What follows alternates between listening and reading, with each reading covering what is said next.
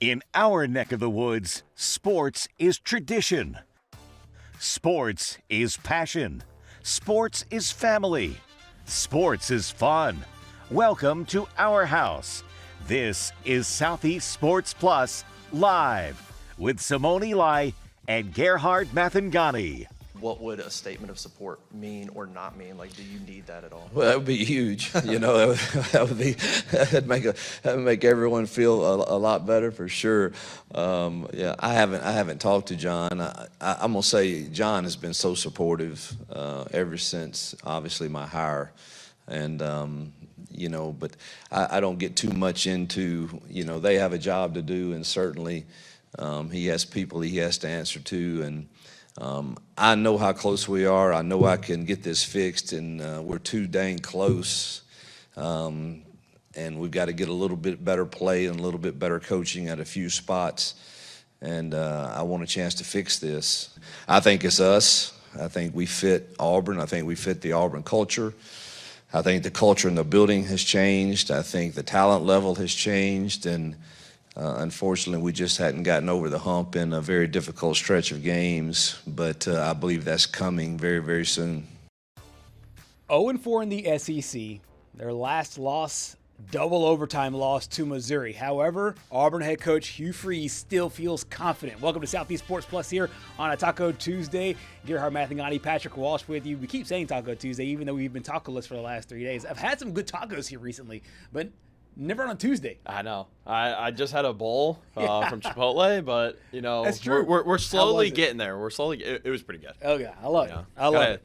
Gotta get the protein in. Yeah, exactly. I hit leg day yesterday. Nice. Didn't skip leg day, but I'm feeling it today. That's for sure. Well, what do you do for leg day? Are you back to are you old school, like with squats, deadlifts, or are you more like machines and whatnot? Yeah, I mean I mix in both. Yeah. I think I go three workouts on the machines, and then I usually do rear foot elevated split squats. Okay, yeah. Mix in some deadlifting. Deadlifting was big when I was a baseball player. I was gonna say, I hadn't deadlifted in I don't know how long. I did squats for forever, but then like all that weight crushing your back. Now I'm just like, you know what? Let me just focus on muscle growth here instead of pure strength. Now I don't know how he went to that aside. But speaking of strength, the Auburn Tigers, one of the strengths for this Auburn football team has been their defense. We'll get to that in just a little bit. But first, Patrick, this is a team that has been so close, and I think that if you're Auburn, or if you're an Auburn fan, the one good thing is that despite all the losing, they have not been blown out yet. No. Each of their games so far in the SEC, the maximum loss was 10. That was to Georgia. That was a game that was winnable. Every other one has been a one-possession football game for this football team. But he mentioned there in that soundbite that he had not talked to John. John's who he referenced. John Cohen is the Auburn athletic director. And there was a lot of speculation over the weekend, especially on Sunday, that we might not have Hugh Freeze as Auburn's head coach going into the week. It seemed like business as usual throughout the course of the week, and now he's the Auburn head coach. But it's seemingly that he understands, yes, they believe in themselves, but they have to go prove it. Yeah, and I think, honestly, if we're looking at the schedule moving forward, this has to be – you have to win this week's game against Arkansas because, I mean, if you've seen what Arkansas's defense has done over the last couple of weeks, which we'll get to in hour two, honestly, if you go back to the Notre Dame game, I believe they've allowed over 1,100 yards of total offense, which, I mean, we look at Auburn's offense. Yep. It has not been good. Yep. It's continuing to struggle. And it goes back to, Jackson Arnold, 27 sacks. That's the worst in FBS. I was kind of shocked seeing that. But you have to get off on a good start this week against Arkansas because, as we'll get to in a second, Hugh Freeze also alluded to, backup Ashton Daniels. He's going to get some reps in practice this week. And I think it's partially because he's feeling the heat. He knows something needs to happen. And I mean, I think that I'm going to make a baseball reference here. This is like a starter on a very short leash. Yes. Jackson Arnold is on a very short leash this week. Yeah. Honestly, if they don't put up any points in the first quarter, I wouldn't be surprised if he's benched. This is so similar to last year with Oklahoma because Jackson Arnold was the guy Then it was a lot of turnover. Same thing with Peyton Thorne, Auburn's quarterback. Yeah. But they just could not kick it to that next gear. And Brett Venables at the time said, hey, Jackson, we're going to bench you. We're going to put in Michael Hawkins Jr. Mm-hmm. He played till he got hurt. Then Jackson came in. Obviously, Jackson played well against Alabama, which earned him the right to be Auburn's quarterback. But it seems like we're now at the same kind of a speed bump, so to speak, with Jackson Arnold with his Auburn football team. I'm not going to lay it all on his feet because I do think that the blame for the lack of production on offense can be widespread. I think some of it goes to the offensive line as well. Then they don't have as strong of a running game as they had last year, because last year they had Jarquez Hunter. Mm-hmm. This year, Damari Alston, he's basically been dismissed from the football team. So they haven't had consistent running, but they have the talent outside. But you're right. I do think this is I think that if the plan was maybe to redshirt Ashton Daniels before the season, now that's gone, because now you kind of have to now you have to say, hey, look, we have to go somewhere else or find some way else to not have these exact same results over and over again. Yeah, I mean, I feel like once you get to a point, you almost have to just throw in a new face, because it's like, okay, it physically cannot get worse than this. Yes. Yeah. I mean, at this point, it just physically cannot get worse with the sacks, unable to put up points. I mean, you've got a defense. This is the exact opposite of the Dallas Cowboys right now, where Cowboys can just put up points with no problem, but they can't get a stop. Yeah. Auburn's defense is keeping them in these games. Yes.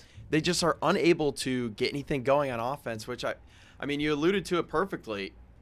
They're like 1 or 2 possessions away from being 4-0 in SEC play. Right, and I think that's the reason why. And I'm glad Auburn did not make the hasty move to fire Hugh Freeze, because if you look around to all the other firings in college football, I think one other one was basically done more so from emotion, but it's also a rolling tide.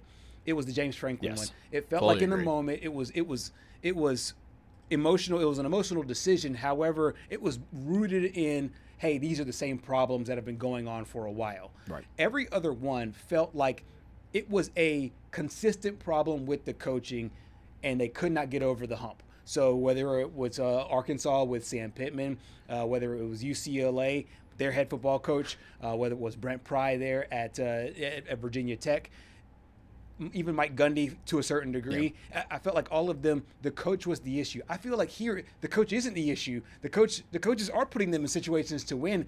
It's small execution things that are really killing the Tigers. Yeah, I mean, it's exactly that. Small execution things, just, a little bit of here and there. Some guy picks up another guy. I mean, if the run game can pick up Jackson Arnold a little bit, I feel like to Jackson Arnold's credit, I feel like he has the weight of the world on him right now at this point, especially after, everyone's been talking about the sacks. Everyone's been talking about the lack of production. And I mean, if you listen to it, it's like rat poison, both sides. Good rat poison and bad rat poison. So, I mean, just looking forward, they've got to get off on a right start. Honestly, preferably probably a 75-yard touchdown drive to start the game against Arkansas to, eliminate some of those doubts. Because, I mean, honestly, if you get out to an early lead, that helps the defense as well. For sure. Yes. You can help your defense out by playing, these long drives, especially against the bad defense. And then I think you teed it up perfectly, because there is no test to where, hey, is our offense the issue until you play a bad defense. We're seeing this a little bit in the NFL right now with the Baltimore Ravens.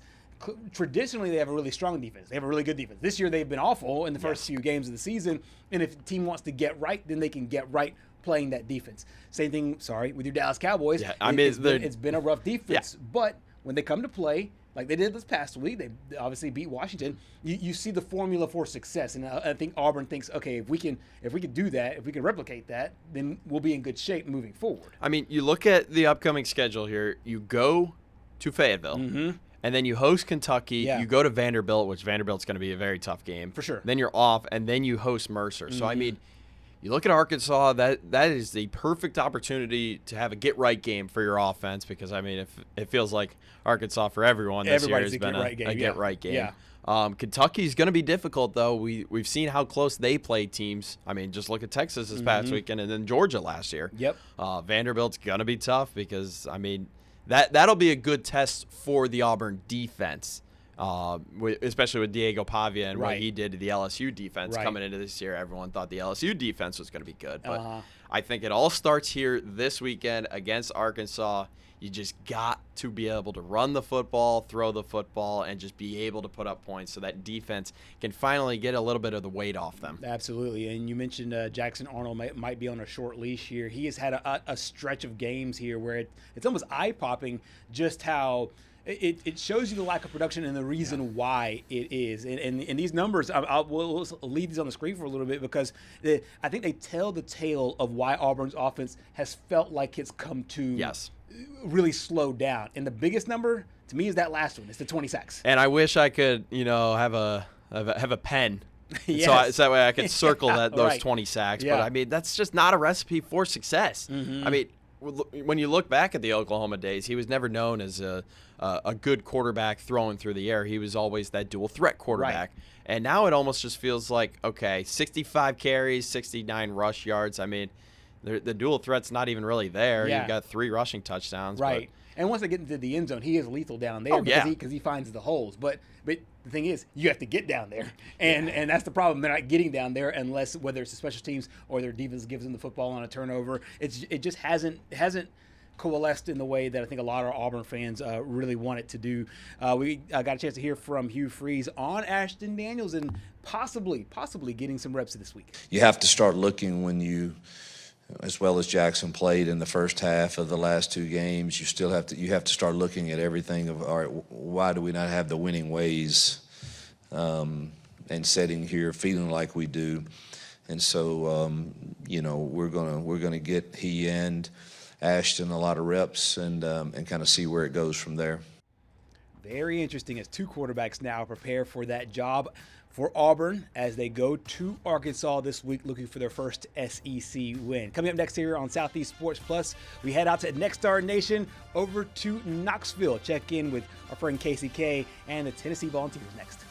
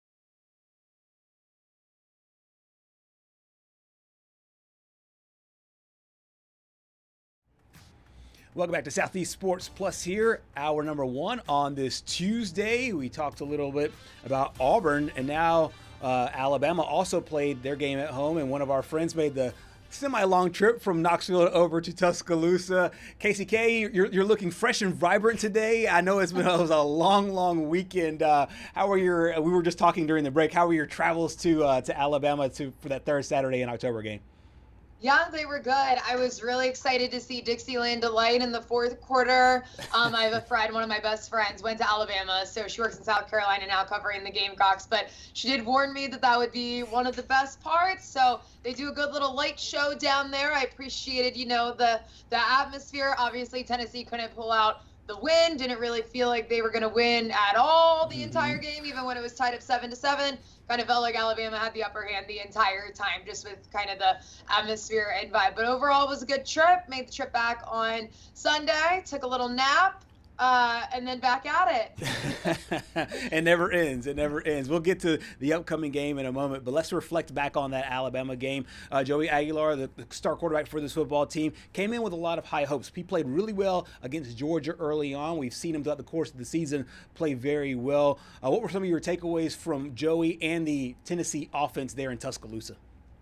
Joey still continues his streak of over 200 passing yards a game, which is something that's continued throughout his entire time in Division I football. So I don't think that you can put all the blame on Joey. I obviously don't think it was the best that we've seen him, but I also don't think Joey was at his best after getting banged up very early on in that game. And then they took him into the medical tent, and immediately Tennessee's back on offense. They're rushing him out, and I guess a banged up Joey Aguilar is better than a full go Jake Merklinger or George McIntyre. So throw him back out on the field. I don't think that he was at his best just physically the entire game. I think kind of saw that, but I don't really think the kind of downfalls of the offense were as much on Joey as maybe some people may think or may have put on him. I mean, he had no time to throw, mostly on that left side with Jesse Perry on the offensive line. I mean, that's where all those sacks, at least 3 out of the 4 that I'm thinking of, came from over on that side. It really wasn't the freshman David Sanders letting anything go on the, I'm like, now I'm doing my hands opposite on the right side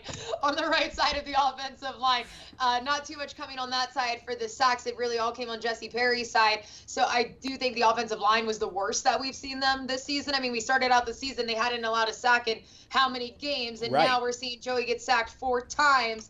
And obviously not good for a guy who got banged up and then got hit right in the neck after getting banged up.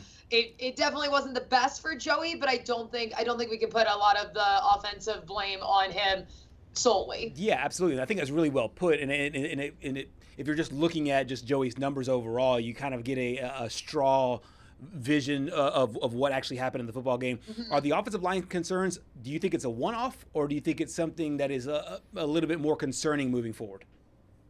I mean, that definitely is concerning, I would say. I don't know if it's a one-off. I would say that their performance was concerning, but we have seen them be so strong at the beginning of the season. Definitely feels like once we hit SEC play, as would be expected, they were more challenged. I don't really know if there's one thing that we can pinpoint of being wrong on the offensive line, because you could say it's youth, but the youthful part seemed to be doing fine and coming along. So I think that you would say you would hope that it's a one-off situation, but it's absolutely concerning going forward, especially if Joey, I mean, they're saying he's totally fine, he's going to be a full go, everything's good there, but you don't want your quarterback getting banged up like that going forward. He can only take so much of those hits. I'm actually a little bit surprised that we saw him come back right away after getting hit like that. I thought maybe we'd see at least a drive with Merklinger or McIntyre. Not really sure who would be put in that situation, to be honest, under kind of what Heupel's perspective would be. But I definitely think you want to get that under control, and you can't have him getting sacked 4 times and then getting hit, banged up pretty bad, even when he's not getting taken down behind the line of scrimmage. Casey, I feel like in these rivalry games, there are these historic moments that happen every year, and Zabian Brown with the 99-yard pick 6 to end the first half was really a backbreaker for Tennessee. Were you kind of surprised that they called for a pass? I know there was like 4 seconds left in the half. I know he ran it out. Yeah. There was 9 seconds left in the half, gotcha. so, and they didn't have a timeout. So I think in that situation, you're thinking, you run and you could be out, right? At the pass, you get 2 opportunities potentially. If he doesn't get into the end zone, you have a way more opportunity to have 2 more plays there, especially with being out of timeout. So I do understand why he went for the pass. I think that people's frustration is that when Alabama called the timeout, is that Heupel maybe didn't really change the play call, or because Alabama called the timeout, they were able to kind of put together what Tennessee was able to do with the play action. So I think at that point, maybe you try to mix it up and you go for the ballsy call and you go for the run play rather than go for the pass call. I think if Alabama hadn't called that timeout, that pass would have maybe worked a little bit better. They wouldn't have had time to game plan for it like they did. But I mean, the team had confidence in it after the game. All the players were asked. Deshaun Bishop said, well, that's the call from our offensive coordinator. That's the call from Josh Heupel. That's the call that they had confidence in, and we have confidence in them. So Heupel didn't really say anything groundbreaking, just basically that, that's the way the cookie crumbles sometimes, and it's a big play. I don't think that it was as detrimental of a play as maybe we all thought going into the half. You go into the half, you're down 16, 17 points instead of being down just 5. And, we're all coming off the field as media being like, okay, well, game's over. But no, it's not. They come out, stop Alabama. That's the best possible thing you could have done after that. And then the second best possible thing to do is score, and you put it into 10-point game. So definitely a momentum shifter. I don't think it was a complete crush. I think Tennessee lost it themselves in the second half. But obviously we were in the Alabama vibe, but I did hear from my fiance and friends who were watching it out at a local restaurant here in Knoxville that you could hear a pin drop when that happened. Everything went silent. So definitely different vibe if you were watching it in Knoxville, favoring bar restaurant rather than in Alabama. They were all quite happy about that situation. Do you think Heupel was fully set on going for the touchdown and not trying to kick it to make it a 1-possession game? I think yes. I think Heupel was fully set on going for the touchdown. I don't think he was trying to kick it. I think this game is one of the games we actually saw Heupel be aggressive. I mean, they went for, off the top of my head, I don't remember how many exact 4th downs they went for, but I know they went for 3 in a row going on 4th down. And I was impressed. I don't think Heupel has been that gutsy in a while, at least since I got here in October of 2022. I haven't really seen him be that gutsy on 4th downs, but I feel like he knew he had to at Alabama. So I think it is positive to see him maybe shifting the mindset a little bit into being a little bit more aggressive offensively and kind of getting success from it. I mean, they got all those 4th downs. They had 2, I believe, from Kitzelman, and then they had 1 from Deshaun Bishop, I believe. So I think that it was really interesting to see him be gutsy and go for it on 4th down and watch it pay off. But I definitely think that at the end of the day, he was going for the touchdown. I don't think that he felt he could win this game on field goals, and you got to go for it. Absolutely. You mentioned Deshaun Bishop. He had more than 100 yards, a pair of touchdowns, one of the bright spots for the Tennessee offense. We got a chance to hear from Coach Josh Heupel about his star running back. He made a couple of elite cuts and making people miss to have extended long runs, but he has done a really good job of pressing it. And the first outside zone play, Lance does a great job of handling the edge of the defense, and we're able to get around it. Next one, we cut up inside and make somebody miss. Deshaun's, I was just talking about being the same competitor every single day. Like, exactly what you're getting from him. Casey, I want to ask you about Deshaun Bishop because, as we mentioned at the beginning of the season with both you and Sam as well, the fact that this is kind of like a 3-headed monster as far as the backfield, but it feels like Bishop over the last couple of weeks has really hit his stride, more than 100 yards in each of the last 2 games. Where have you seen him to kind of turn the corner in the way that the offensive staff will use him moving forward? I mean, Deshaun Bishop said it himself that his carries are increasing and he's taking full advantage of it. I mean, I would say he's pretty much the only bright spot that we saw against Alabama. I would say early on in that game, we saw Miles Kitzelman be used more than I feel like we've seen any tight end used this year. But then obviously, he doesn't make the catch because it gets intercepted at the end of the half. So that kind of ruins the storyline of him getting more action. But Bishop being really one of the main and only storylines offensively that was really working. I mean, if you ask Bishop, he's not taking any of the credit. The big thing this year is the fact that he really committed to his faith ahead, or maybe maybe mid last season or mid 2 seasons ago when he got injured during his freshman year. And it really took a big jump ahead of this season that he's really committed to his faith. I got to sit down one-on-one with him a few weeks ago. And I mean, that's just what's driven everything for him. You won't hear him taking credit for it. You'll hear him saying how he feels he is kind of put on this place. He's, God's not giving him the yardage on the ground. He's put him here to spread his word. So that's what Bishop is crediting all of his success to this year. And yeah, like you said, we've seen him really progress in the last few weeks, kind of seen Peyton Lewis and Star Thomas use a little bit less. Obviously, Bishop went out later in that Arkansas game, and then you bring in Peyton Lewis, and he gets kind of those shorter yardages. I think what's really stood out about Bishop recently, what you heard Heupel talk to, is the fact that he's able to get those longer runs again, which is actually what we saw him get touchdowns on last year. He had a 40-some yarder, a 50-some yarder, and then I believe his other one was around 20-some yards. So he wasn't really used in that short yardage. Right. That was Dylan Sampson, and now that's kind of Peyton Lewis. And Star Thomas is maybe more of a blend of the two, but the only person that's really getting that consistent success recently on those longer runs is Deshaun Bishop, and I think that that's getting him a little bit more of the time and the carries, because yes, it's great to have those guys who can punch into small yardage and to get a 4th down when it's needed and to punch in a 2-yard touchdown. But if Tennessee wants to have the same success run game wise that they've had under Heupel, when they had Dylan Sampson, when they had Jabari Small, when they had Jalen Wright, you got to be able to get the yard. Like, you got to be able to average more than 5 yards a carry. Right. And Deshaun Bishop is becoming that guy for them. Absolutely. Let's zoom out just a little bit here, Casey. Obviously, 2 losses is not a death sentence. This same Tennessee team last year had 2 losses, one to Georgia towards the end of the year, still found a way to make it in the Final 12 in the college football playoff. For this year's team, I feel like it's kind of a tightrope, high-wire act here of balancing, hey, we have to win every game, but also taking it one game at a time. From a mentality standpoint, you cover this program. What do you think the message will be, both said out loud and just said through their practice and their work, with the way they'll handle these next 5 games to close out the season?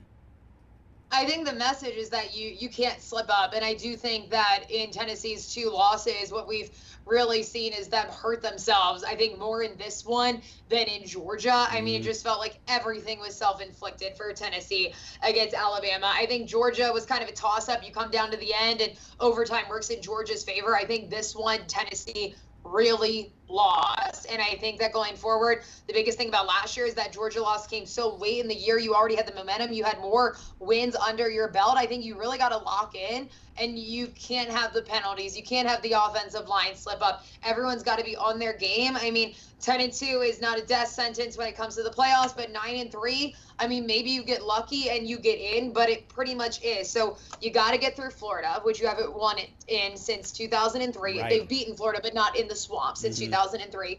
You got to play Kentucky on the road. Tennessee has not gone back-to-back, or let me rephrase. In the last 3 years, Tennessee has had back-to-back consecutive road losses under Heupel. So if history repeats itself, that could be this week, with Tennessee losing at Alabama and then getting back on the road and losing against Kentucky. Now, they haven't lost against Kentucky on the road since 2017, but it doesn't mean that it couldn't happen this year. We all saw Kentucky go neck and neck with Texas this past week, so not out of the question. Then you also have Oklahoma, number 13 right now, that comes into play at home, and you really can't forget about Vandy this year. Tennessee hasn't lost to Vandy in quite some time either. I think I wrote down the date. 2018 is the last time that Tennessee lost to Vandy.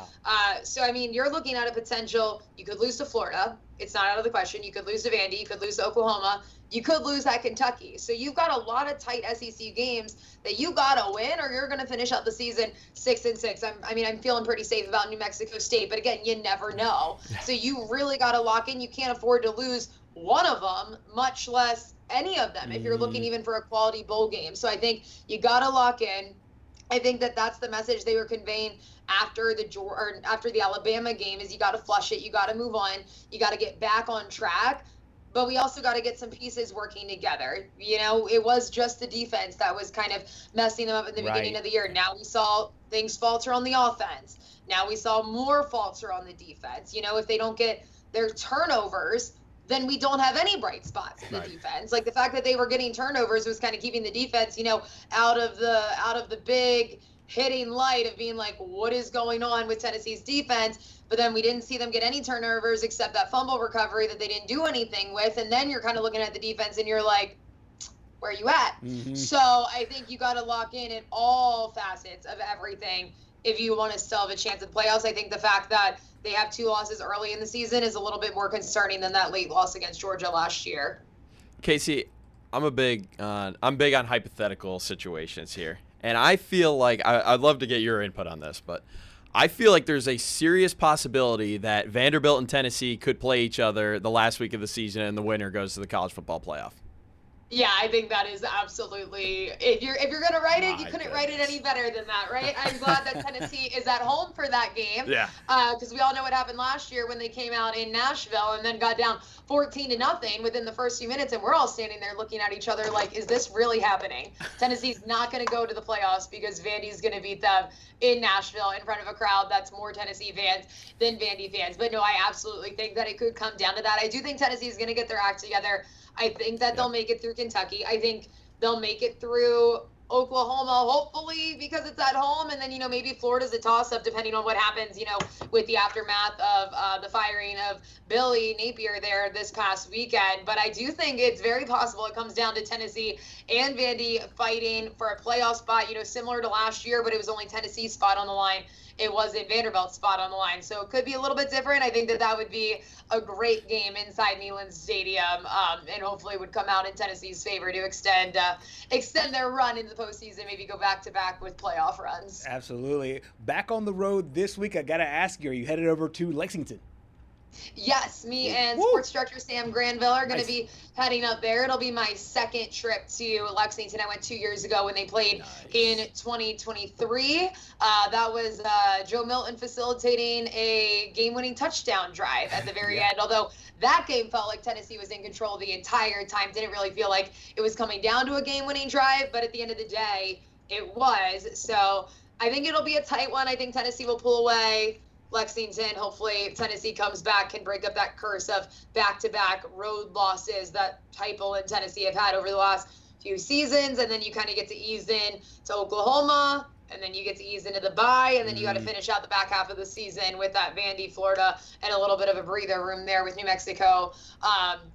So yeah, it'll be good. I'm excited to go back up to Lexington. Both of the games I've been up there for are night games. It doesn't get better than night games, right? So those are always good. Absolutely. Final thing, how do you handle the crossover, the transition between going from football season into basketball season? Because there is some crossover there. I know Tennessee plays next week, I believe on Monday of next week. How do you guys handle that? Crossover season is a little crazy. You balance it. I would say you're just doing everything all the time, right? Like we had our special for Alabama, Tennessee on Saturday morning, and then we go to Starbucks and I'm editing our special for Lady Vols that we had to get done this week. So definitely a balancing act. I think kind of just being able to turn one off and turning the other on, staying up to date on all the players and what's happening is kind of how you can approach it to be the best. Yeah. And you kind of just survive until you get through the playoffs, and then you can put your full attention. And luckily, that's at the time where the SEC slate is starting. So, the non-conference slate, well, it's important. Right. We all want to hone in and focus on the SEC slate. So at least those typically don't overlap too much. Now, Tennessee makes a run in a national championship, which seeming a little bit waving that could happen this year. But if it did happen, then you do go into SEC play a little bit. But traditionally, it's done beforehand. But we're excited about basketball season. They're looking pretty good. Yeah. Lady Vols ranked number 8 in the AP preseason poll, which is exciting. They got a new freshman class. And then men's basketball looking like a brand new team with only 4 people coming back. So I'm sure Rick Barnes will have them whipped into shape. 2 head coaches that I could not respect more. So love both of them. Love basketball season. And who knows? With how football goes, maybe we'll be looking even more forward to it, depending on what happens at Kentucky this weekend. Maybe so. I'm still holding out hope that you guys can make it all the way to that last game of the regular season, the one that Patrick alluded to with that Vandy Tennessee game. The script writers would be putting in overtime for that one. If the implications were on that one. I love it. Casey, you and both Sam Squared, as we call them here, y'all do a phenomenal job. Thank you so much for your time here on Southeast Sports Plus. Thank you so much, guys. You guys have a good day. You do the same. Casey K from Knoxville. We were talking to her during the break about the travel plans, and I was like, oh, I wonder if she's going back on the road because that's a 6:45 kickoff. So that's another really, really late kickoff there. So it's a determination there. I tell you, it ain't for the weak, that's for sure. It is not. It is not. They do a phenomenal job there in Knoxville. Coming up next here on Southeast Sports Plus, we talk Bama and Georgia, as well as some Lane Kiffin as well. Coming up next here on Southeast Sports Plus.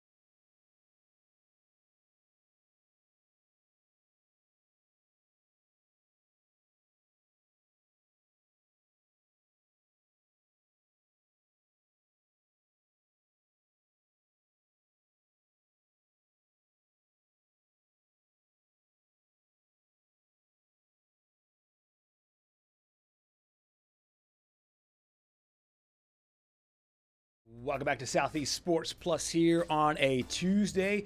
Had a great chance to catch up with Casey K moments ago about Tennessee and Alabama, that third Saturday in October rivalry, what it means for both teams. Alabama still surging, the first team in SEC history to knock off 4 teams that were ranked back to back without an open date. So making crazy. A lot of history. And it feels like the Florida State loss is a distant memory now, the way that team is playing.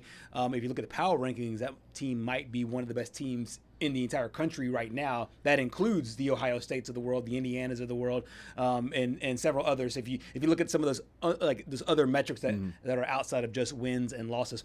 One of Alabama's big wins in that streak was over Georgia.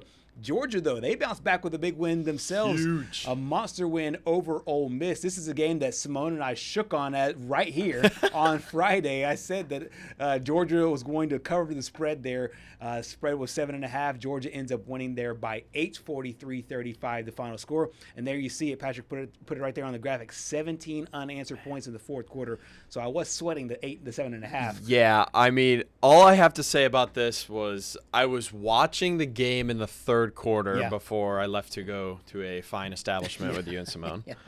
And I was just sitting there thinking, I'm like, oh my goodness, the 7.5 point spread, but it's on the other side. There's no way they're going to be able to cover it now. Right. And then Georgia just comes out of nowhere and just drops 17 unanswered in the fourth quarter. I was literally left speechless. Yeah. And the offense has not looked that solid throughout the They've gotten off to slow starts. We've talked about that on this program. That slow start has been their bugaboo all season long. But the way they finished the game seemed like very, very impressive. And that's kind of the Kirby Smart staple, but we just hadn't seen it that much this year. I mean, I was just thoroughly impressed with how Gunnar Stockton played in this game. 5 total touchdowns. I know we talked last week about how Georgia really And Kirby alluded to this after the game, was how Georgia isn't really a team that's just going to deliver knockout blow after knockout blow. Correct. They're going to give you quick little jabs, Right. and then in the fourth quarter, that's when they'll hit you with the knockout punch. Well, this was the first game where we really saw Georgia actually take it to a defense. Right. And it Right. was shocking because once I was doing the research, I mean, the Ole Miss defense has not been that great this year. No, they have not. They have not. And it hasn't been, I think the thing is, it hasn't been as glaringly bad as Arkansas's defense has or Tennessee's defense Right. has. They've looked glaringly bad. This defense for Ole Miss feels like it has some leaks. And it felt like those leaks were exposed on Saturday in that matchup. You see it right there, perfectly put. More than 500 You're yards not allowed. going to win You're an not winning SEC games. game. No, you can't. You can't win just SEC can't. games on the road or at home or on neutral sites with that situation going on there. As you mentioned, 17 unanswered in the fourth with those 2 touchdowns and a field goal, more than 360 yards per game allowed. That is 13th in the SEC. So as much as we talk about with Lane Kiffin and that offense and just how strong they can be, this defense will not be able to sustain the rest of the season if Ole Miss wants to punch their ticket to the college football playoff. No, and honestly, I'm going to, again, bring up my favorite team because I like to make fun of them. This is college football's version of the Dallas Cowboys. Yeah. I mean, it simply put is that. I mean, you could maybe make the argument for Tennessee. Right. I mean, they put up a lot of points too, but Yeah. as you can see here, Trinidad Chambliss suffers his first Division I loss Yeah. coming over from Ferris State. Yep. I thought the graphic during the game that I believe, was it an ABC game? Or I think it was ABC, I think yeah. it was, I thought it was interesting the amount of people that were in I attendance. I saw this, yeah. You had to combine all of the road game attendance Right. from last year Yeah. at Division II, Yeah. and you still needed to add 20,000 Exactly, more. yes. And then you would have gotten what it was over there in Athens. Yeah. But I seriously thought he played well. No, me too. Me too. Considering the circumstances, I thought he played really well. And I'm right there with you because I saw that graphic too, that he played in front of a combined 70,000. They fit 90,000 between the hedges. And so, with all that said, I think it was either Booger McFarland or somebody in their studio show had said, a lot of times what ends up happening is when the crowd gets louder, you rush a little bit. It's not that you're playing bad. You just tend to rush a little bit. But he felt like he was calm in the moment the entire game. It's just that the defense really made it hard for him in the offense to be able to keep track blow for blow. And I think it was a great bounce back game from how he played against Washington State. Absolutely. I feel like that was the one bump in the road so far this year that kept him from, being honestly a Heisman frontrunner, maybe Absolutely. Potentially in the Right. Heisman conversation. This loss, it's going to get overshadowed by the defense. I mean, we'll hear from Lane Kiffin in a minute, but it could have been a historic road start. Yeah. For a guy that came over from the Division II level. I mean, it was incredible. And wasn't starting at the beginning of the season. And if it wasn't for an injury to Austin Simmons, he wouldn't be playing anyways, but he's taking advantage of his moments. He had a lot of explosive plays. We heard Kirby Smart be able to talk about those and allowing those explosive plays on Saturday. Yeah, I think that's the hardest part for us is that who we are is, we've talked about it, this methodical, bludgeon you, heavyweight boxer that just wants to box will you, and then try to knock you out in the fourth. Well, that's hard to do when that scoreboard's lighting up, because every now and then, everything's not perfect. And all of a sudden you end up in a third down, and all of a sudden you got to punt, or you got to go for it on 4th and 1 or 2. You can't live in that world. You to play like we're playing offensively, which in this game was incredible. You got to get some defensive stops. And yeah, let's flip it around to the other side there for Ole Miss, because Ole Miss, as you mentioned, the quarterback played really well. I think there was spurts and moments of that football game where they felt, okay, we have a chance here to win. And I think that they just there was just these small moments in the football game, in my opinion, that were the key difference in this game for Lane Kiffin and company. And it's something that I think that it could be a learning lesson for Ole Miss as they move forward. Yeah, and I mean, I feel like Ole Miss is definitely still in the conversations to make the college football playoff. I mean, we'll take a look at their schedule here in a minute, but it is very favorable for them to honestly finish with no more than 2 losses. I still think that they finished the season with Georgia being the only loss. I really like Lane Kiffin getting this Rebel team into the SEC championship game. It's just, how much are they going to learn from this game? And honestly, when they had the ISO shot of Chambliss on the sidelines after the game, it kind of gave me like a Tom Brady down 28-3 vibes. I mean, you could tell that he was frustrated, and how much is it going to burn? Yes. That's the real question. Is it going to fuel you to finish the season strong, or is it going to stick with you like,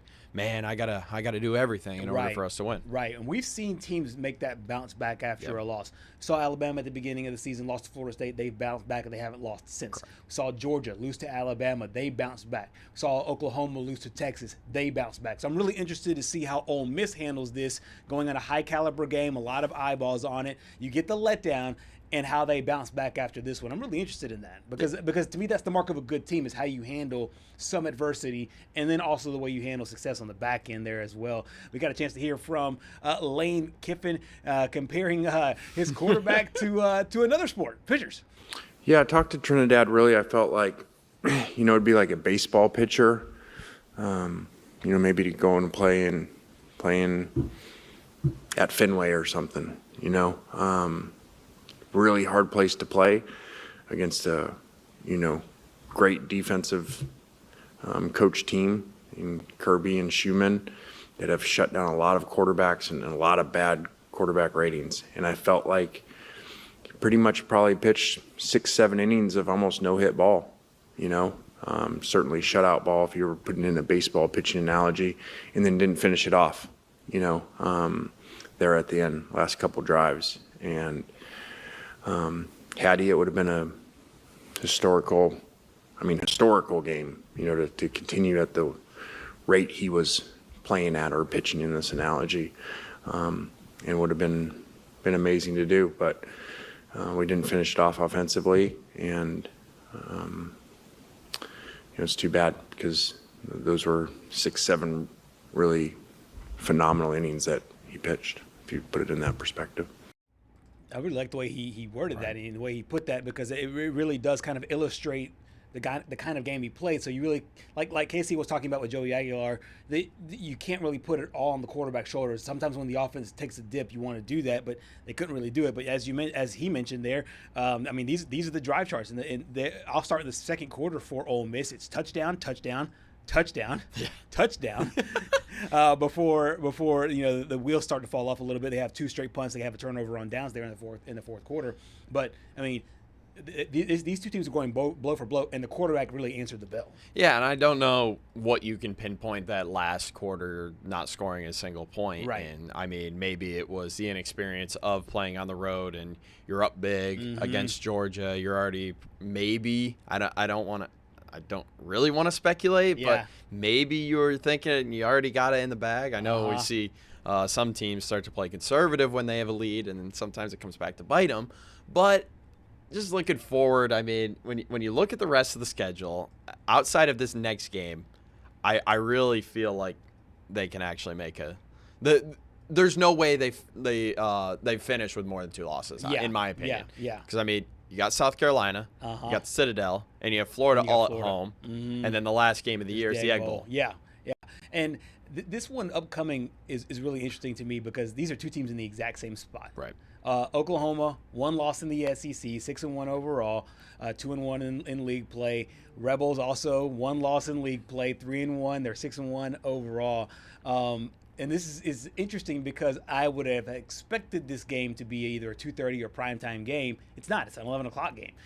So it is going to be interesting to see how Ole Miss handles going on the road again in a tough environment and playing well again. Is it another chance to use Lane Kiffin's analogy once again? It's a good chance to go back to Fenway to a hostile environment and go get a win. Yeah, you go from Fenway to Yankee Stadium. Yankee Stadium, exactly. Yes. Yeah. And those are your first 2 starts. Right. It's going to be interesting to see how Trinidad comes out and plays. Oklahoma, as Lane mentioned earlier this week, they've been able to pretty much shut down everybody. Arch didn't even play that great in their lone loss. Right, exactly. You take away the punt return for a touchdown. Right. And it's a one-score game. They allowed maybe one touchdown. I mean, Right. They played well across the board in order to make that happen. As it sits right now, Oklahoma is a 4.5-point favorite over Ole Miss. Okay. A top 15 battle there. Ole Miss coming in as the number 8 team in the country, and Oklahoma coming in at number 13. That game in Norman at 11 a.m. Coming up next here on Southeast Sports Plus, we will wrap up hour number 1.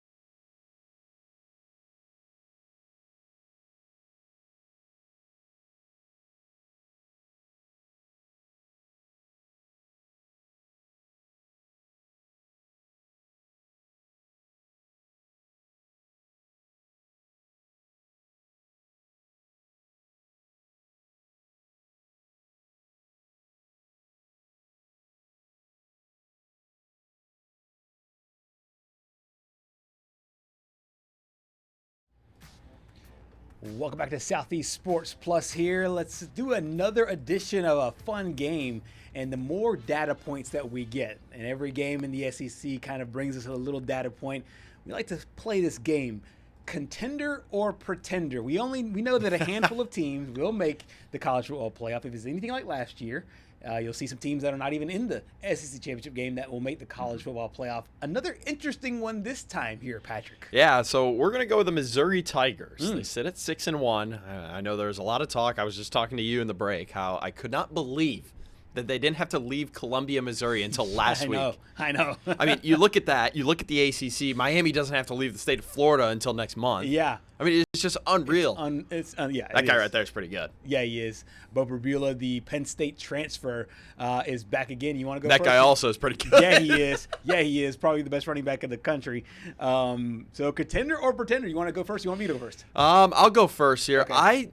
I really do feel like Missouri's for real. Yeah. They played a tough game at home against Alabama. One could say that, honestly, they should have won that game, but I believe Bo Prabula's inexperience ultimately led them. I know there's a lot of talk about that last interception that pretty much sealed the game. There was a guy that was pretty wide open, which, I mean, you can Monday morning quarterback all you want. I mean, until you're in that situation, you don't know what it's like. Right. But I think that this team has a serious chance to make the college football playoff. But at the same time, I feel like it's got to be a one loss. I don't know. I mean, you look at the rest of the schedule here. Vanderbilt. Yeah. I mean, the fact that College Game Day is going there this weekend is incredible. That's insane. First time, I think, in Nashville since 2008 when they hosted Auburn. Yep. Gosh.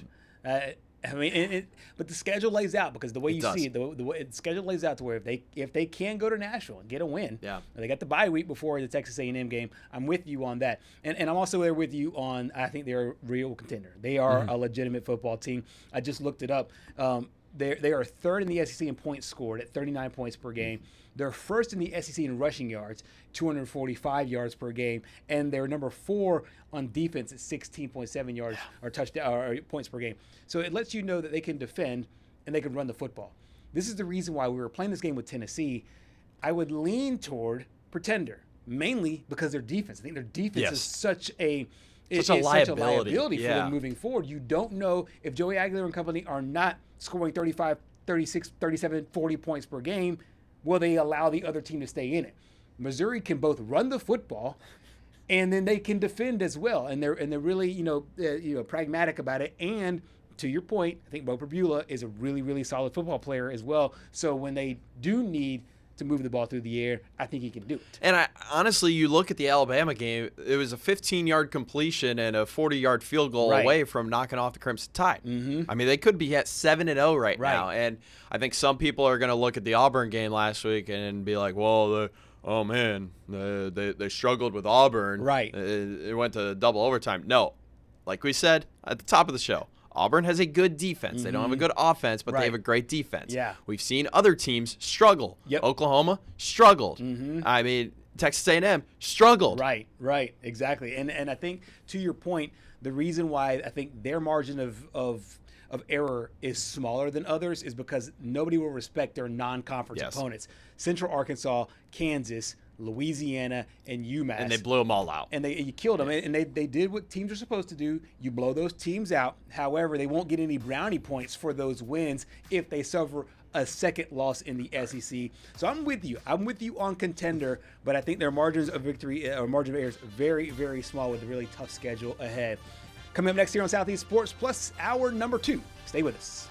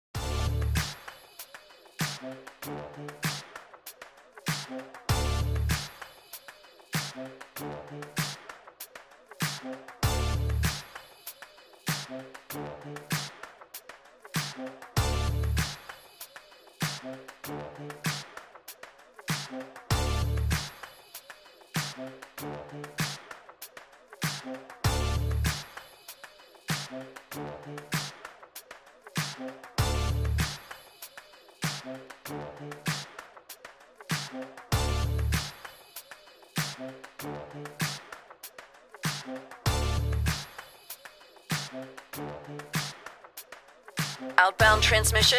Affirmative. Crew ready? Check. Signal lock? Check. Downstream stations online? Linked and locked.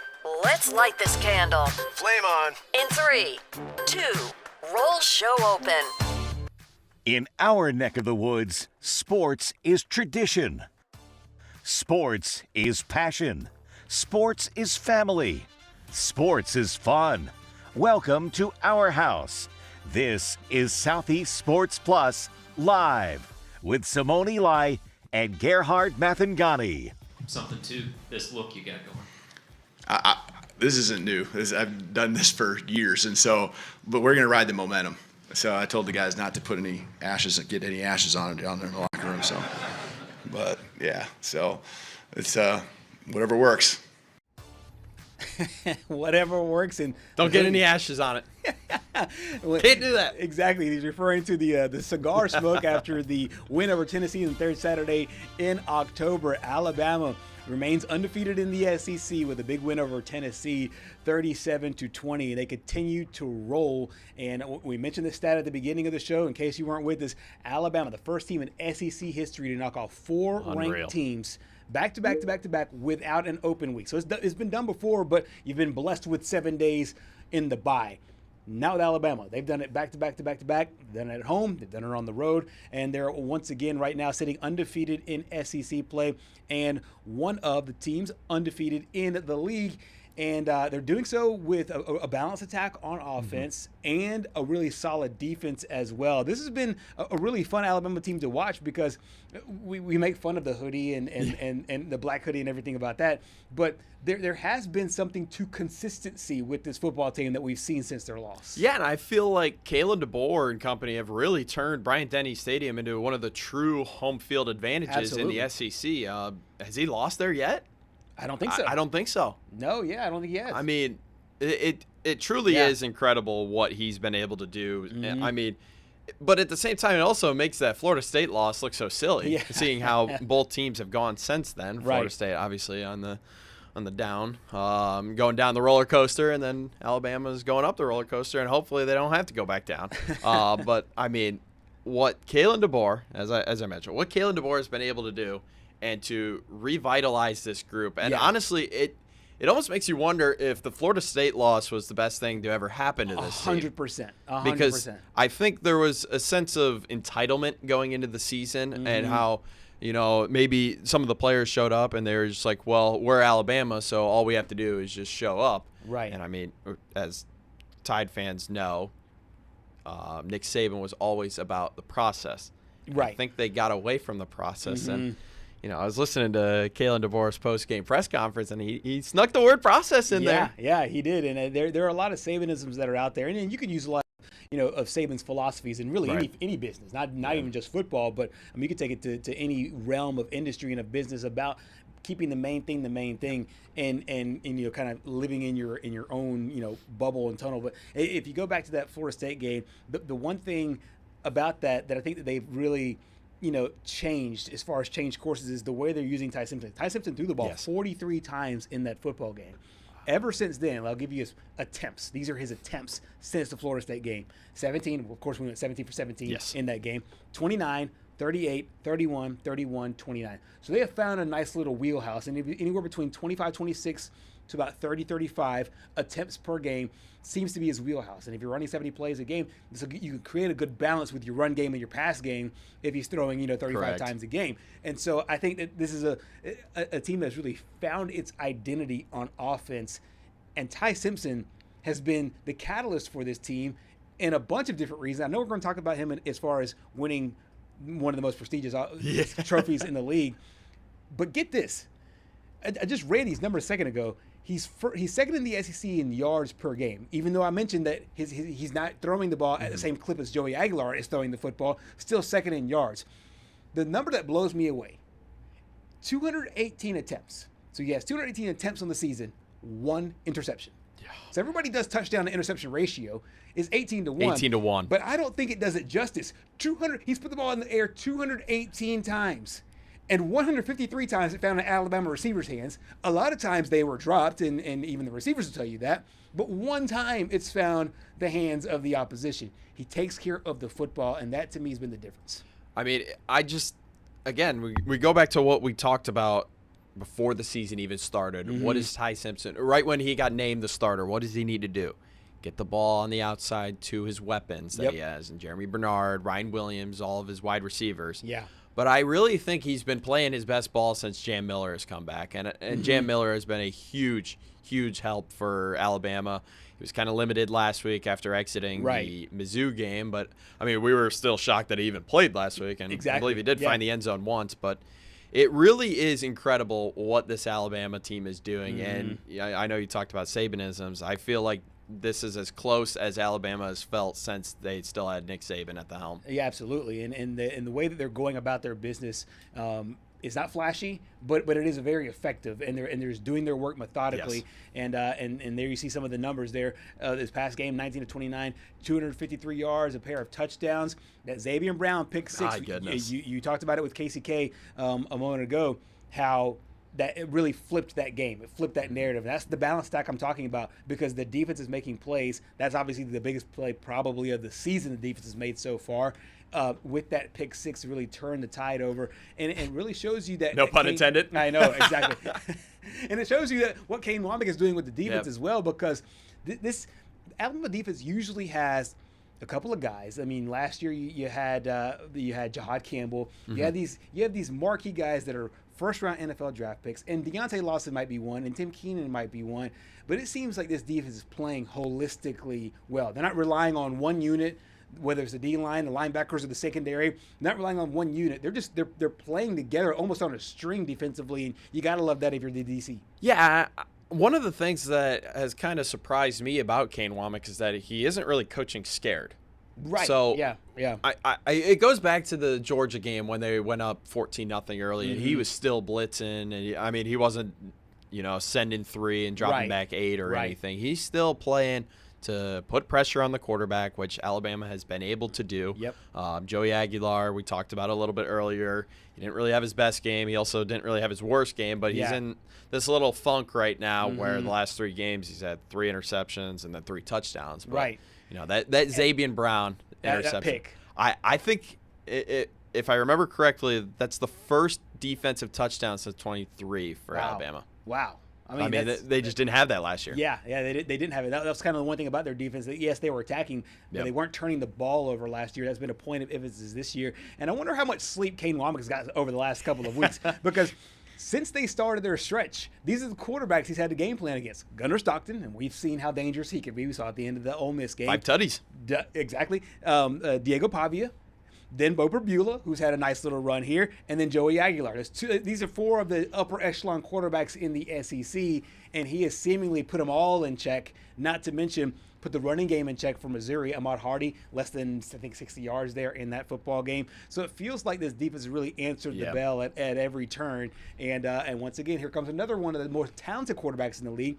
I know Lenora Sellers isn't having the kind of season I think a lot of people projected at the beginning of the year. But once again, another tough quarterback to play at Williams-Brice Stadium there and get South Carolina. Yeah, and I still think if there was one thing you were to nitpick about this Alabama team, it's the fact that they still cannot prove that they can stop a running quarterback. Right. And that's the one thing that you can pinpoint that Alabama might be an early exit this year. I mean, we can get into this. I really do think that they're pretty much a lock at this point. I mean, when you look at the schedule upcoming, they go to South Carolina, they host LSU, they host Oklahoma, they host Eastern Illinois, and then you've got the Iron Bowl. Yeah, I mean, so a lot of big games there at home. We know the LSU game is always a hype fest for Alabama. We know the Oklahoma game will be big because they're looking for that revenge factor after what happened last year. Speaking of Bryant-Denny Stadium, we got a chance to hear from Kalen DeBoer about protecting home turf. Bryant-Denny is our home, and what we've done here and how great we've played. And again, it's us and the fans working together to bring that energy, to make it a home field advantage. And so there's just something feel that I've already felt. I felt it early. Not just this year, but last year. When you're out there, there's just a comfort level I think our guys have being out there. And so again, can't take it for granted. You still got to go out there and make the plays, but having that home field advantage is a big deal. So our guys, as far as just celebrating and downstairs in the locker room, a lot of smiles. They're excited. Last week I would say this.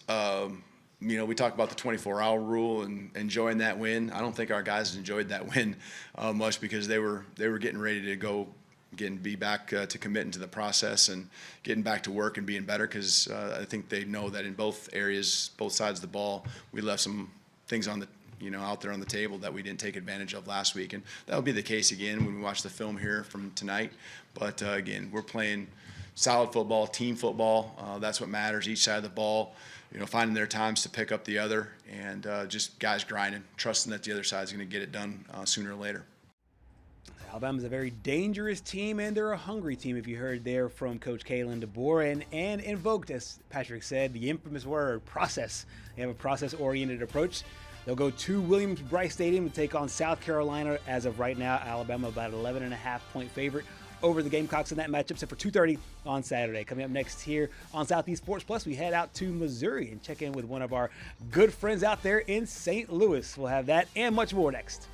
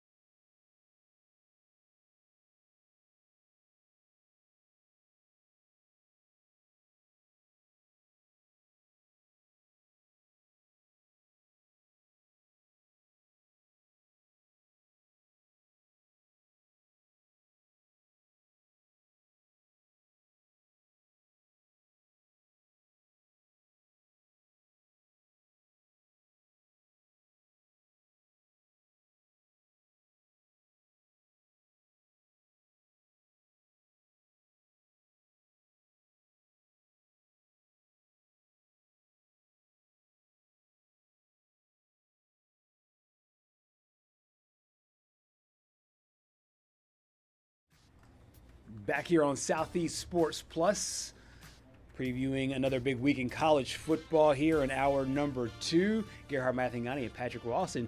Pleased to be joined by our good buddy Kevin Ryans out there in St. Louis. First off, Kevin, let's just talk big picture. Number one, how have you been since the last time we talked to you? I know Missouri has picked up a big win. We'll dive into that, but how are things your way in the sports world?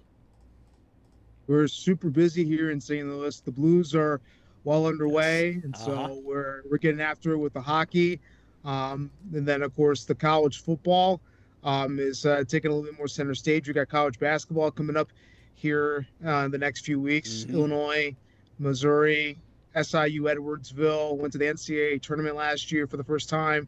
Lindenwood, St. Louis, Josh Schertz, former coach of Indiana State, with Robbie Avila, the Kareem Abdul-Jabbar, we used to call him over in Indiana State. I forgot about that. So a lot going on here in St. Louis, led by the Blues and them trying to get back to the postseason again. Absolutely, yeah. We might dive into that a little bit towards the end of this conversation as hockey really ramps up here in the first week of the regular season. But first, let's start with Missouri.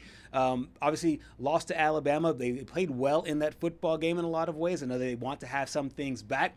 However, they bounced back really nicely. A double overtime win on the road in a really tough place to play there, Jordan-Hare Stadium. I think you see it all over Coach Drink's face right there. What do you make of Missouri's performance there to be able to bounce back after the first loss of the season?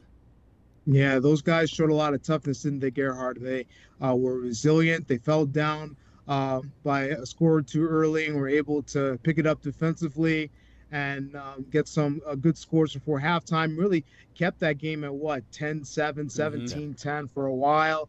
And then, of course, Auburn scores a little bit late. They teams force overtime, back and forth in the double overtime. And I really enjoyed seeing Mizzou going to a road environment, a tough stadium over in Auburn with a big crowd, a big SEC crowd.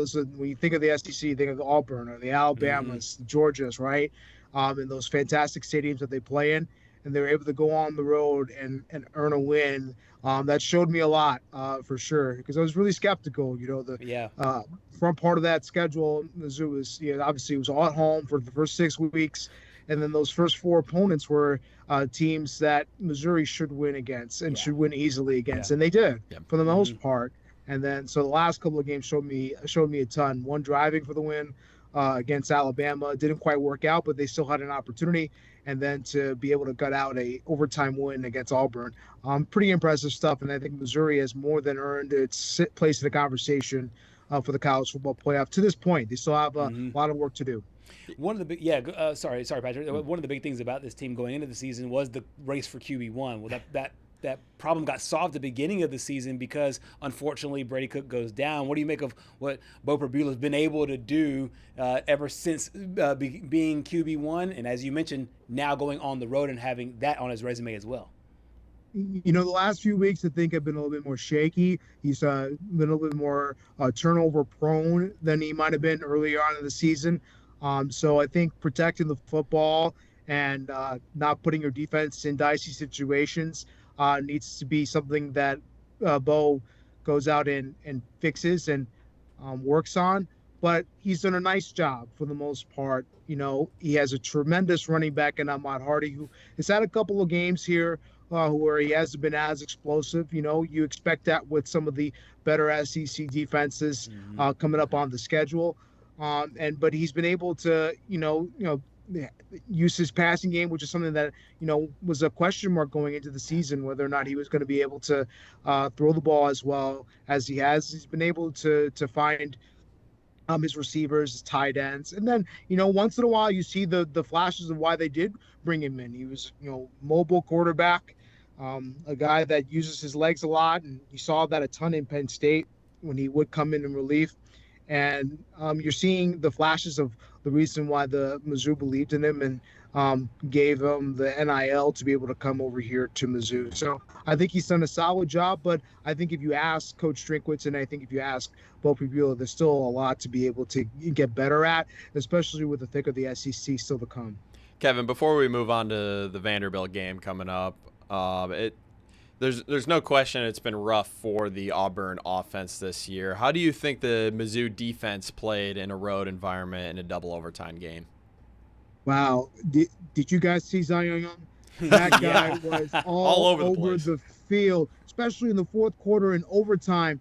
What a statement by the Mizzou defense. The last few weeks, that was one of the things that I was most concerned about, particularly in the secondary mostly, because actually the defensive line, that front, has played really well all year long. Not many quarterbacks, the mobile quarterbacks that they faced, Lenore Sellers and Jalen Daniels and whatnot. They have not had the success against Mizzou's defense at running the ball as you might have expected, and that's all credit to that Mizzou front.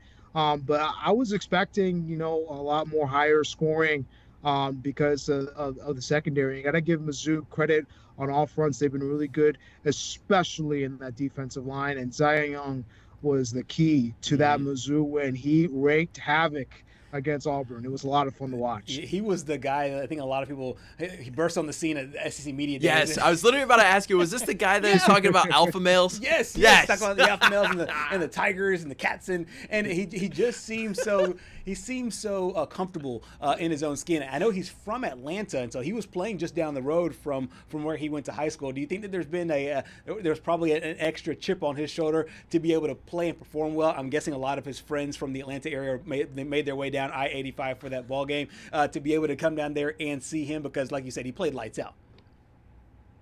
You know what? I have to assume so, but you wouldn't be an Eli Drinkwitz player if you didn't have something to prove. STP, it's what they've been preaching ever since he's been here since 2020. So Eli Drinkwitz loves those guys with chips on their shoulder, and Zion Young definitely has that.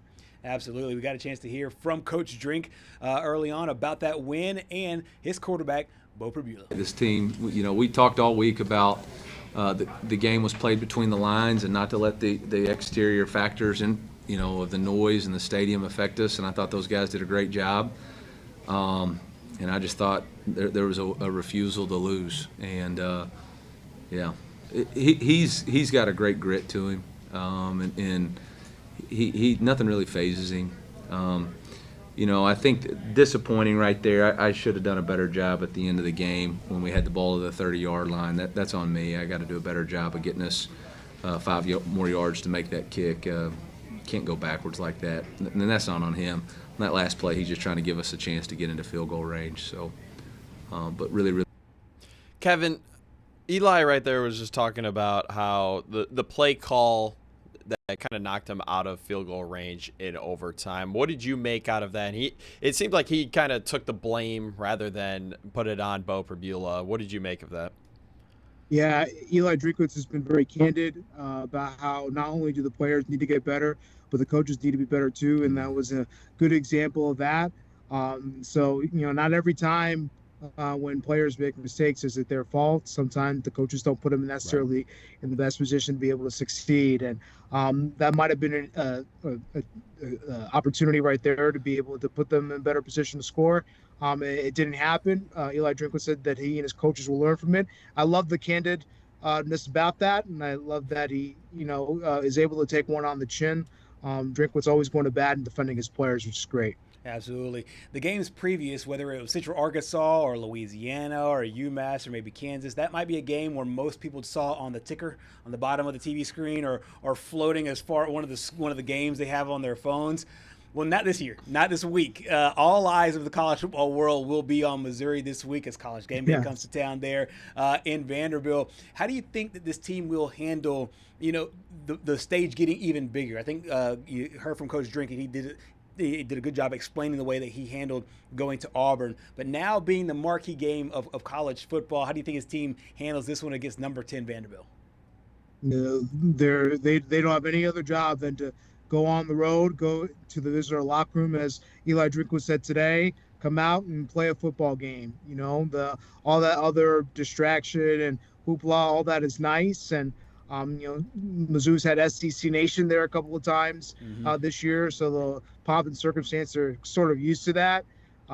So I don't think they're approaching it other than going to Vanderbilt, trying to win it in a road environment and play as good of a football game as possible. Prepare for a team that is, very, very tough with a very, very smart quarterback in Diego Pavia.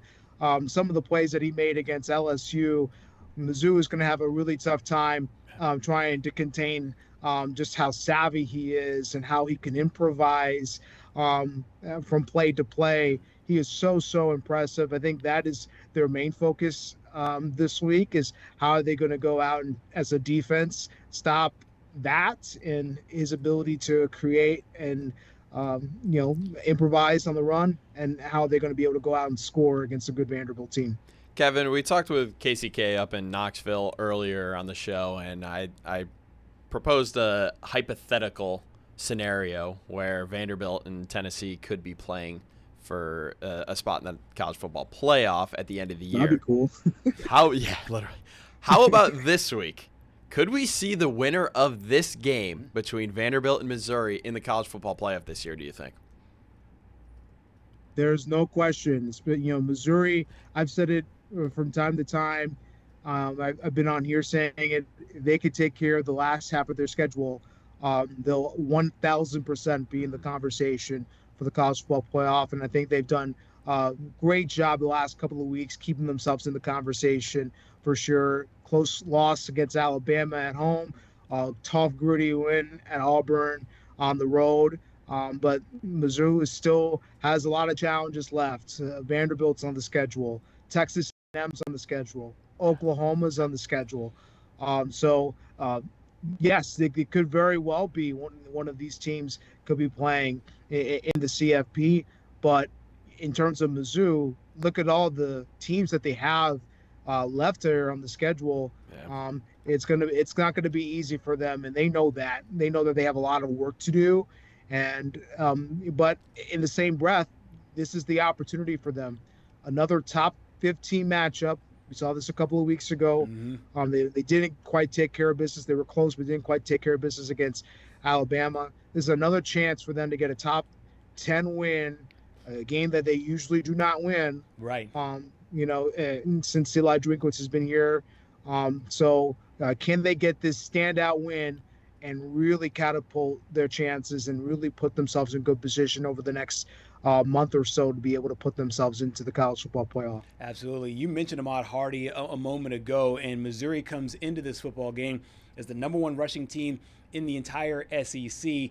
Hardy's been a bit bottled up by the last two defenses he's played, Alabama and Auburn. And I think a lot of the defenses said, hey, we're going to let anybody else but this guy beat us. But he found a nice RB2, so to speak, in Jamal Roberts. What do you make of his production and kind of being able to be a nice balance there to still get production in the running game through Roberts? Jamal Roberts, St. Louis and St. Mary's product. So very, very happy to see him succeed here in the St. Louis area. Yeah, Jamal Roberts, more of a bruising back. Able to take those big hits and try to get those tough yards there on short yardage. And he showed the ability to be able to break out and close a game as well. Did it against Kansas, had a 50-yard run, a touchdown to be able to seal a game. I've really enjoyed seeing his growth and maturation as a player, as a running back. And they complement each other so well. You can really go no wrong with either Ahmad Hardy or Jamal Roberts over there in the backfield, because they can both really help change a game with the way that they run. One of the big things about, I think, this football team is the fact that they've been able to not listen to any of the outside noise. I know Coach Eli Drinkwitz will be one of the hot names that comes up as more and more of these marquee jobs open up.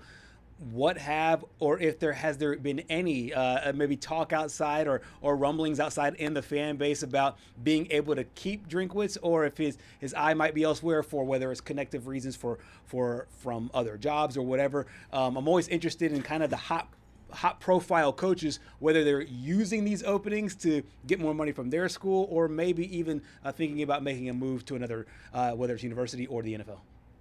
Well, the St. Louis Post-Dispatch today, Eli Hoff is their reporter, reported about potentially Drinkwitz maybe getting another contract extension. I know he had one, I think, in February of this year. Of course, you got to assume that's because the talk around the nation is true, that this guy is a hot commodity. He's shown that he can build a program and take him to big bowl games like the Cotton Bowl, the Music City Bowl, and win those big time games, go up against some of the big programs across the country and beat them in the national stage. And so you got to think that if the big newspaper is reporting that there is some truth to some rumors that maybe that there is interest around the country, but you won't hear that from Eli Drinkwitz for sure. Yeah. This guy is as focused as can be about his Missouri Tigers week in and week out.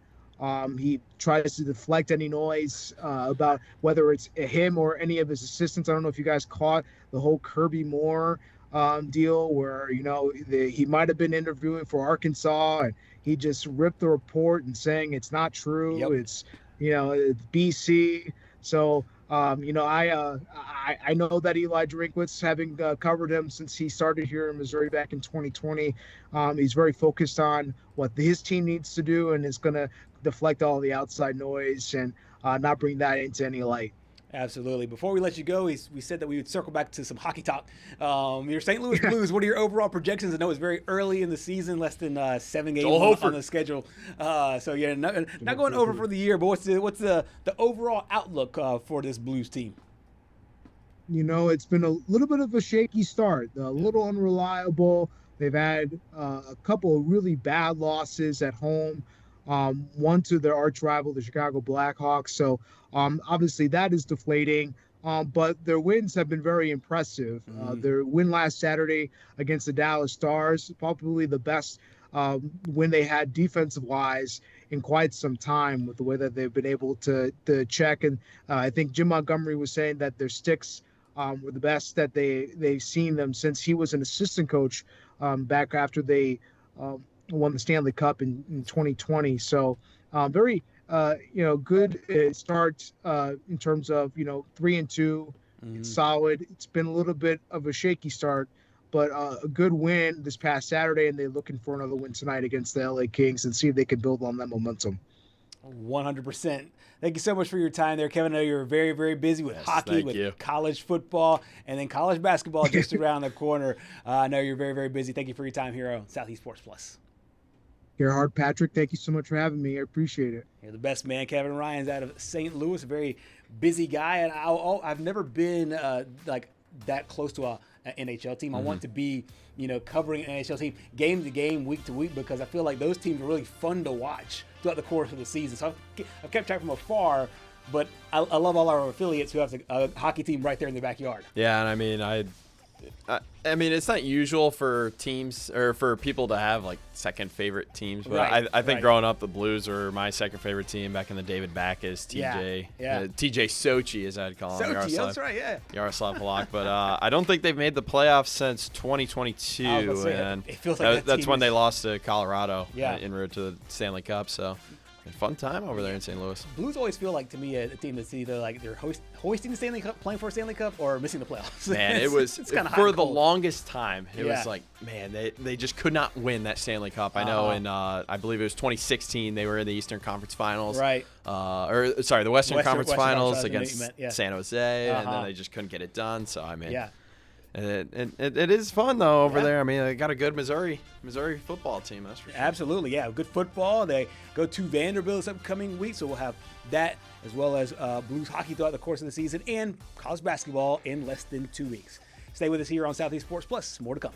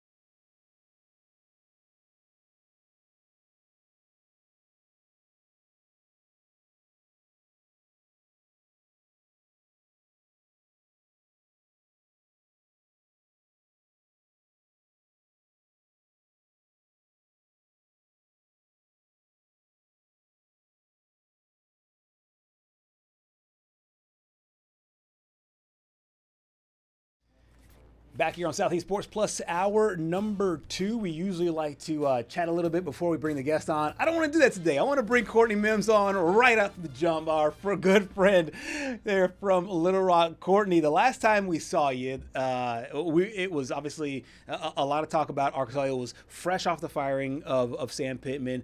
How have things been? Let's take a more overarching view before we get into the details. How has it been since that time? Obviously, with Bobby Petrino taking over for the last couple of games, Arkansas looking pretty solid in a lot of ways, and the moral victories, if you will, in the last couple of games, and then now the search still for a new head coach. Yeah, well, it's been crazy. Can I say that? Yeah. It's been crazy, right? Because you kind of feel like you're living in what, like I said, somebody like 2009, like the last time Bobby Petrino was here and things were good, and you're like, yeah, is this weird or what? You kind of hit a time warp a little bit. You're like, whoa, yeah, this is weird. And then you're also, I think it's so strange to me because this season is crazy anyways, just with how many firings we've seen. Right. And, I think somebody told me that it's almost to a record amount. Like there's like 10 that if it gets to more than 10, that could be a record. Wow. I would have to fact check that, but I know that we're getting close to like, wow. And I bet you it does get over 10. I think it does get over 10 too. And I believe that's a record.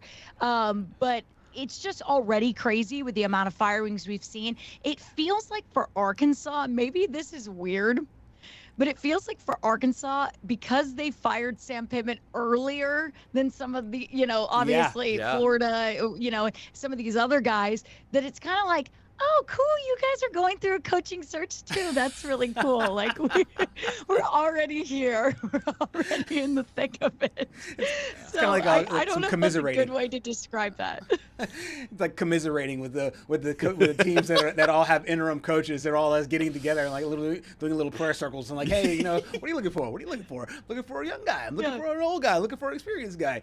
As far as it relates to the coaching search, and there was some traction last time around, and I think understandably so for a lot of reasons about Rhett Lashley and his possibility of maybe to come back to Fayetteville. Now that we've been a couple of weeks since then, what's the latest that you can devolve about what goes on there in the coaching search for Arkansas's new head hog?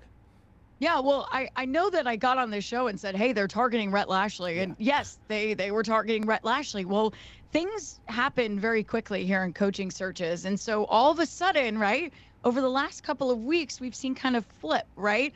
Where, hey, there was quite a few people who wanted Rhett Lashley. There was quite a few people. There are still, and I will say this, there are still quite a few people that would like Rhett Lashley here. And there are still quite a few people, booster side of things, that would like to see him here. Not all of the boosters, but there are some boosters that are still, hey, we would like to see him here. However, talks have really cooled off. And for whatever reason that is, talks have very much cooled down about Rhett Lashley. And I don't believe that's because, hey, we weren't targeting him or he was never in the conversation.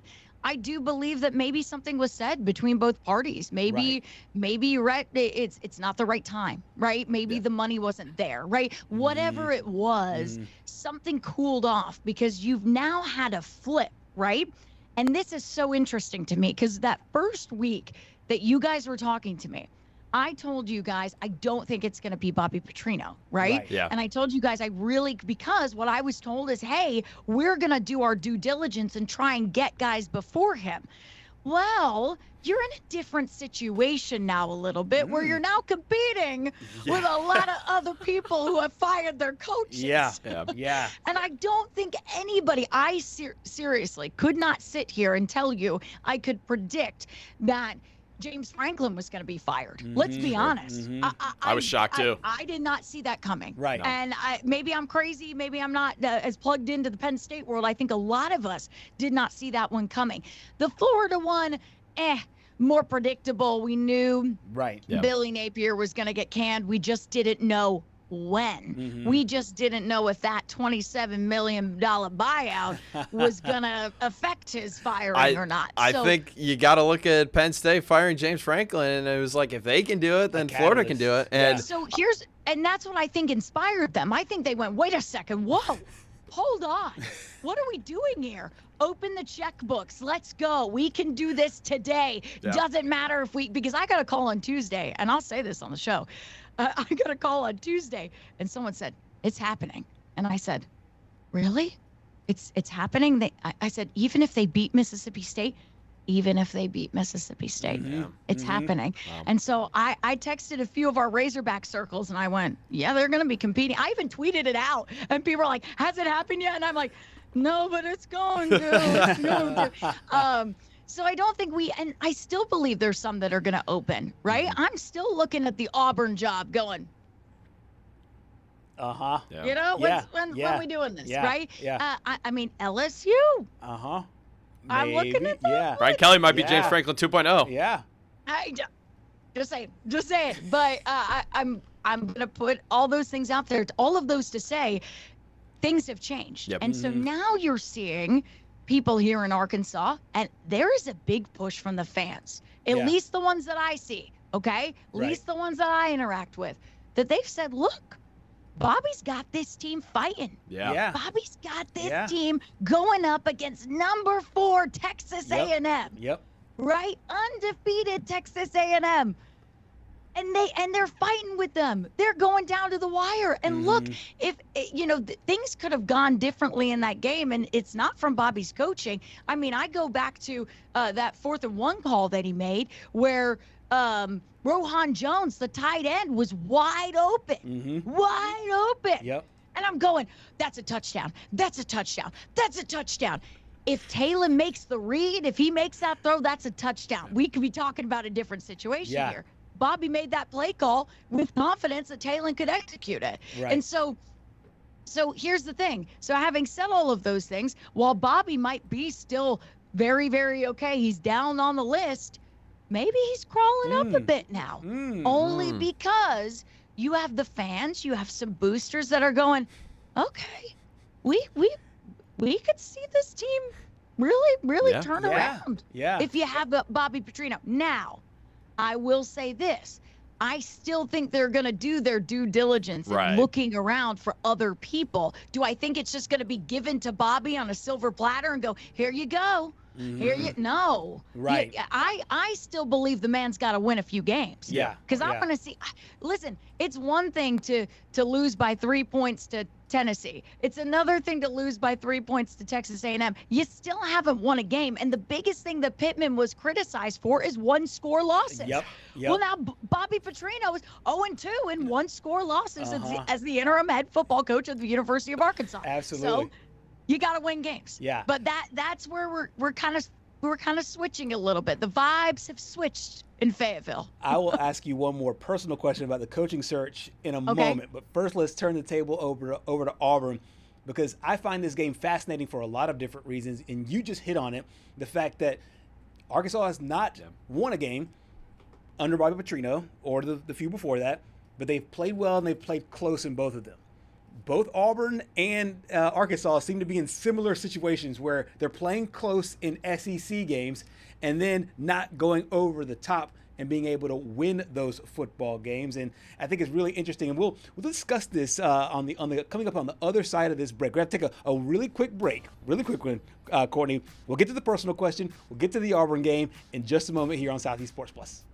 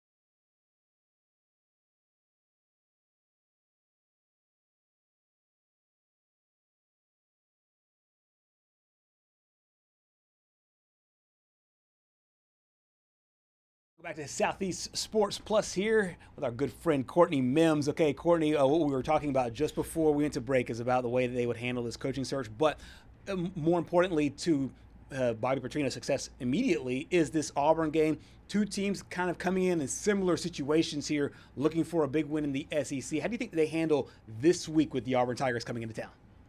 Well, they have to look out for them defensively, right? Because if you look on paper on Auburn and their defense isn't bad. I mean, I think I was looking at it the other day. They rank like 6th in the SEC in scoring defense and holding opponents to less than 20 points a game, an average of like 18 points a game. And so I'm going, okay, defensively, you've got to watch out for those guys. And that was what Bobby was saying in his pre-Auburn press conference, on Monday afternoon. He was kind of like, look, we need to make sure that we are being intentional on every single first down. We need to make sure we are doing our job, because they will take advantage of that. And they will make it real quick to go, wait a second, it's 3rd down already? Wait a second, what? That is what they do. And so he was saying that we have to be very intentional with our play calling, which Bobby is good at, obviously. We know that from how they've played this year. Arkansas, it's very interesting. On paper, like you said, Gerhard, this matchup is interesting. Yeah. Because I think it's like, okay, Auburn has looked good defensively this year. And what has Arkansas done really well is their offense. Right. So how are those two going to match up? And then on the other side of things, is Auburn's offense going to be able to take advantage of Arkansas's defense, right? Because if they are playing bad, you're going to have anybody's going to be able to score on them. They're not very good at making sure their opponents don't score. And so we saw flashes of Arkansas's defense look better against Auburn, better. I won't say amazing, because there was still, obviously against Auburn, against Texas A&M, we saw flashes of their defense looking better, but still not perfect. I mean, you're still giving up 45 points, and that's not great. So look, I mean, you look at, oh my gosh, you're throwing up the stats. Sorry, have to do it. Okay, it's not great, guys. Okay, so we'll see if Auburn. We'll see if Auburn can take advantage of that this Saturday. But I mean, I was looking at the line the other day, and I don't know if it's moved at all, but I know that it looked like Auburn was a 1.5 point favorite. That's the last Is that line. correct? That's the last line I saw as well. Let me go back and check to make sure that's it. You But just I saw that double-check me that it I saw that hasn't same moved, line.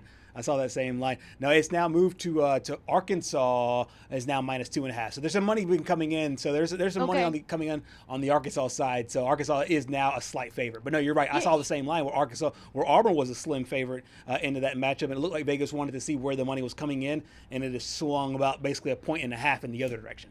Well, I feel like you got to give some love to how Arkansas has been playing, right? I get it that Auburn's also been right there, right? I get it. Auburn's been right there too, but Arkansas's at home as well. You would think that would give them some love. Razorback Stadium, at least if you go back to this Texas A&M game, even with them coming the game not looking great and on a losing streak, and man, oh man, you've only won 2 games, and you haven't been able to close out a conference matchup, and you have Bobby Petrino as the interim.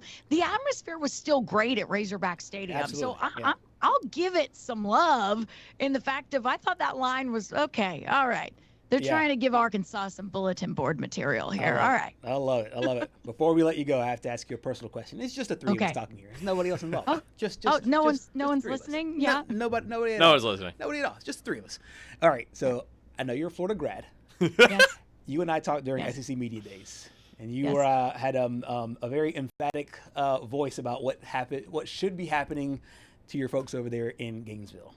Now that the team that you cover day to day and the school you graduated from both have head coaching openings, what does the heart of heart Courtney Mims want, and what does the journalism side of Courtney Mims think is going to happen? And if those two in the Venn diagram match, let me know. No, they don't. Okay. Because, all right, can I be honest with you guys? Absolutely. I'm just going to be honest with you guys. We love honesty.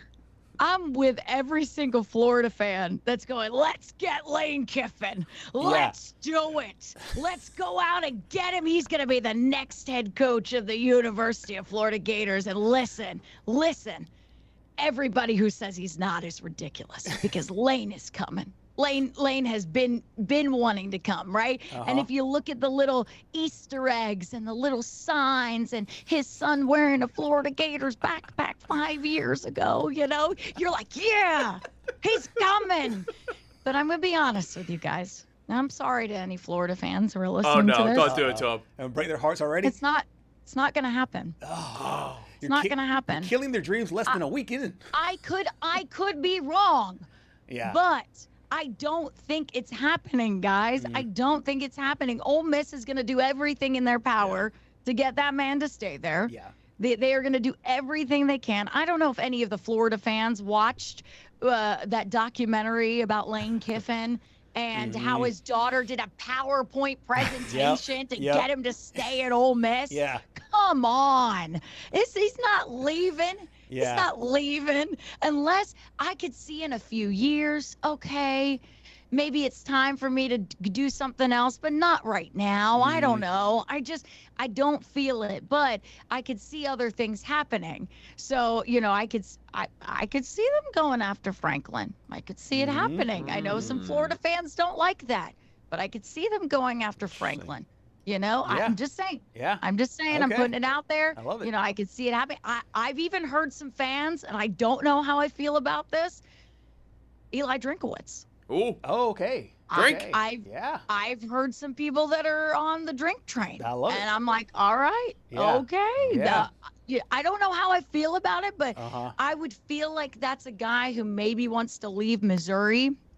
And just because of the way, with Rev Share, what it's going to do to the program there and where they're worried about money and things, where where's it going to come from for them? Maybe he leaves. Right. I don't know. But I've heard that name too. And so I've gone, okay. Yeah. Okay. Yeah. I'm okay with those. I'm not opposed to those. Absolutely. But you asked me what I want to happen. Yeah. And my journalist cap, and I gave you both sides. Okay, yeah. Of the coin there, okay, yeah, Gerhard? yeah. But Lane Kiffin to Florida, right? Lane Kiffin to Florida. I love it. I'm right there with you. I don't know if it's going to happen, but I think if you are a Florida fan, if you bleed blue and orange, I think that you'd want it. Courtney, you are the absolute best. Thank you so much for your time, your energy, your expertise, and everything that you bring to this program. Looking forward to talking to you again soon. Yeah, maybe next time we can talk. I'll do Florida coaching search and Arkansas coaching search, and I'll just be your coaching search gal. Yes, we would love nothing more. We'd love nothing more. You're awesome, Courtney. Thank you again. Thanks. Courtney Mims out of Little Rock, Arkansas, and she has a unique vantage point there, being with those two teams, Florida and Arkansas, both from a personal and professional perspective.